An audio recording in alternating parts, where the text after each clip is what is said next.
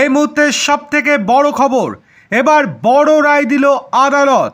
আর তারপরেই গ্রেপ্তার হেভিওয়েট তৃণমূল নেতা। 10 বছর একটি পুরনো গণপিটুনির মামলায় গ্রেপ্তার পানিহাটি পুরসভার তৃণমূল কাউন্সিলর। ধৃত কাউন্সিলরের নাম তারক গুহ। তিনি পানিহাটি পুরসভার 11 নম্বর ওয়ার্ডের কাউন্সিলর। এই দিন ব্যারাকপুর আদালত চত্বরে তাকে গ্রেপ্তার করে পুলিশ।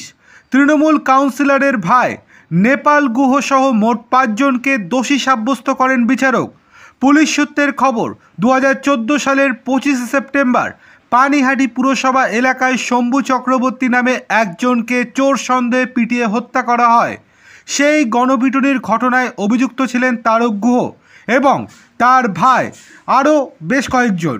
পরবর্তী সময়ে তারক গুহ পানিহাটি পুরসভার কাউন্সিলর নির্বাচিত হয়।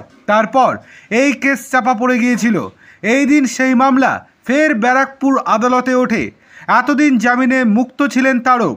এই দিন ফের তিনি এবং তার ভাই আদালতে হাজিরা দেন।